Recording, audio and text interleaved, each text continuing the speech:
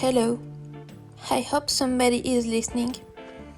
Pour ce premier podcast, j'avais envie de te parler de 3 histoires coup de cœur publiées d'une manière alternative au circuit de l'édition classique.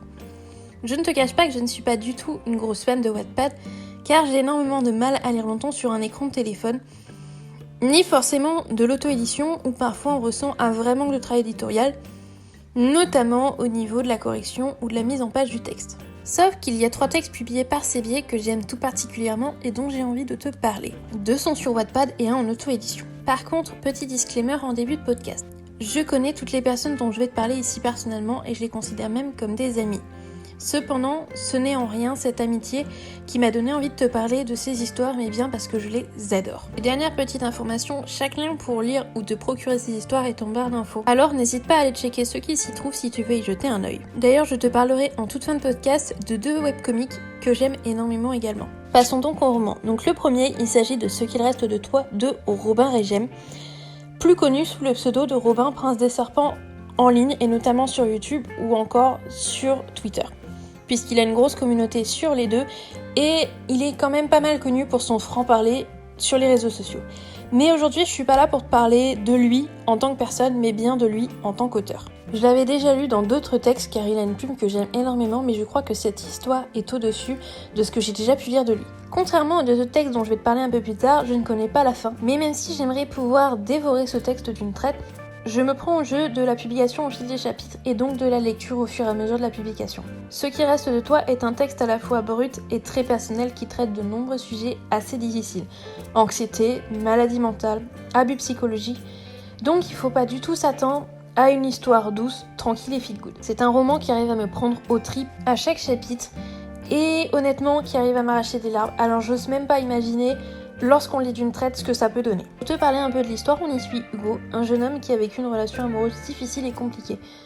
3 ans après, il souffre encore des séquelles de cette relation, mais il tente tant bien que mal de maintenir sa tête hors de l'eau, luttant contre différents troubles tels que l'anxiété. Il a une routine très cadrée et il régit sa vie pour limiter tout ce qui pourrait briser cet équilibre mental assez précaire, jusqu'à ce qu'il rencontre Logan. C'est une histoire queer, c'est une histoire poignante et c'est une histoire qui me retourne complètement parce que ces sujets, j'y suis sensible, je m'y reconnais et à ma manière je vis exactement la même chose qu'Hugo depuis quelques années, alors forcément ce texte me retourne complètement et il n'est pas toujours évident pour moi de le lire. Cependant, parce que je tiens à te le préciser, ce texte, comme il touche à des sujets très sensibles, Robin a pris le temps d'intégrer des trigger warnings à chaque début de chapitre afin de te préciser quel sujet pourrait te mettre mal à l'aise, que ce soit de l'anxiété, que ce soit de l'alcool, la consommation de viande, etc. Roman suivant, il s'agit de Ce qu'il cherche de Delphine Nguyen. Pour te parler un peu de l'autrice, Delphine, elle est surtout connue sur Twitter ou pour son blog, où dans les 2 cas, elle met toujours en avant les auteurs et les autrices d'origine asiatique ou asiatique dans la littérature et notamment anglophone et francophone.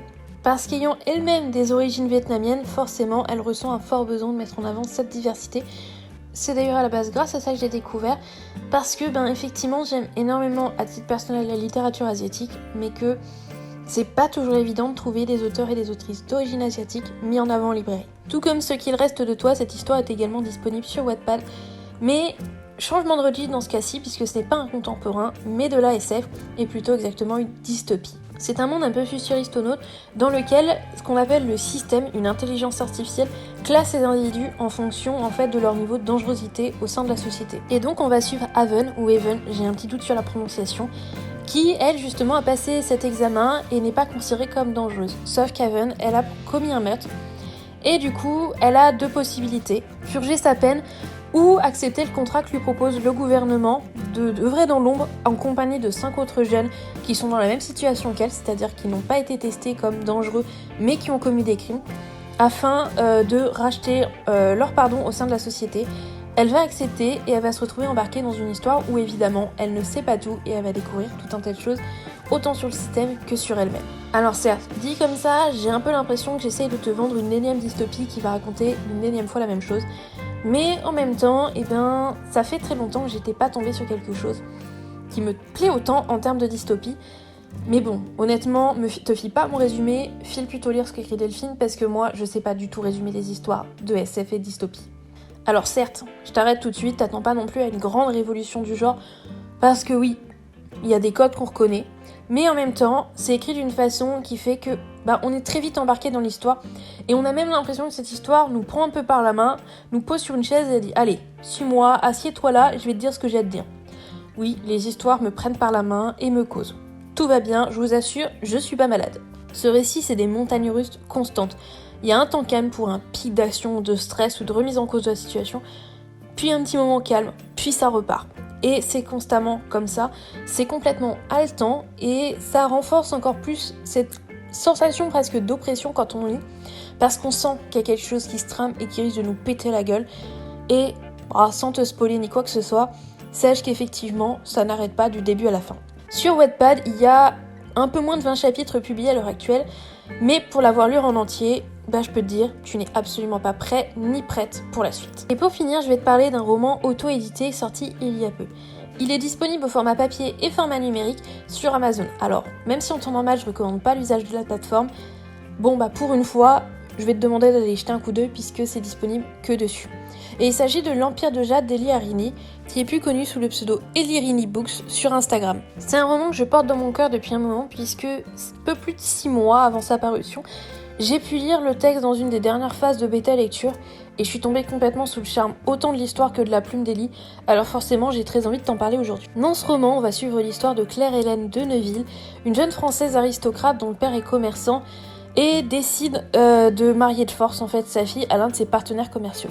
Sauf que ce partenaire, il n'est ni français ni européen, mais chinois.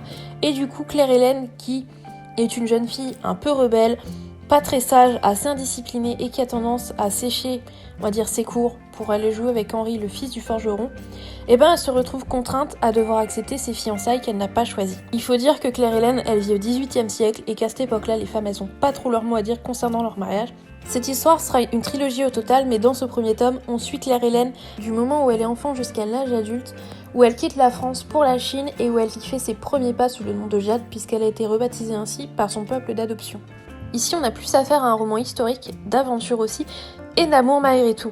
Raconté comme les mémoires d'une vieille dame qui aurait vécu bien des choses, on se laisse vite embarquer dans ce voyage au bout du monde. J'aime tout particulièrement la description dans ce texte, et notamment celle de l'arrivée en Chine avec les odeurs, les sons et les nouvelles découvertes. Ellie étant elle-même une Française qui s'est expatriée en Chine et puis qui vit désormais à Hong Kong, on sent que cette découverte est aussi très personnelle. C'est sincèrement une histoire qui m'a transportée et j'ai totalement accroché à cet univers, autant fascinée par cette découverte mais aussi par les jeux de pouvoir qu'on découvre au même rythme que Jade. Alors je n'ai qu'une envie, connaître la suite. D'ailleurs ce n'est pas la seule histoire dont je veux connaître la suite puisque le tome 2 de Ceux qui cherchent est en cours d'écriture. Et puis pour ce qu'il reste de toi, j'attends la publication sur Wattpad avec impatience. Alors avant de te laisser, je tiens aussi à te faire part de 2 recommandations de webcomics. Ils sont tous les 2 disponibles sur l'application Webtoon, puis juste de basculer l'application en anglais pour y avoir accès. J'ai pas encore lu assez de chapitres pour pouvoir dire que réellement c'est des coups de cœur, cependant ils valent vraiment le coup d'œil.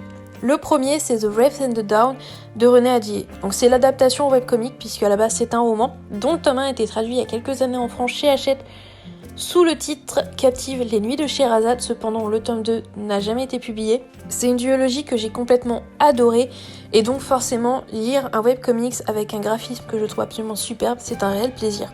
Le second, il s'agit de Lore Olympus qui revisite l'histoire d'Hadès et de Perséphone ainsi que d'autres mythes olapiens, d'une façon assez moderne avec une vraie touche d'humour qui est super agréable. Les graphismes sont également super chouettes et c'est vraiment tout un jeu de couleurs que je trouve vraiment très réussi. Alors, bien que ce soit anglophone à la base, quelques chapitres ont été traduits et c'est en cours de traduction. Donc si tu vas sur l'application, la version française de l'application, tu peux également lire en français si tu n'es pas à l'aise avec l'anglais. Alors, si ces histoires t'intéressent, une nouvelle fois, je te donne rendez-vous en barre d'infos. Et si tu as également des recommandations de titres, n'hésite pas à les laisser en commentaire. Tu peux également t'abonner et liker cette vidéo si ce podcast t'a plu. Et moi, sur ce, je te dis à bientôt dans le prochain podcast.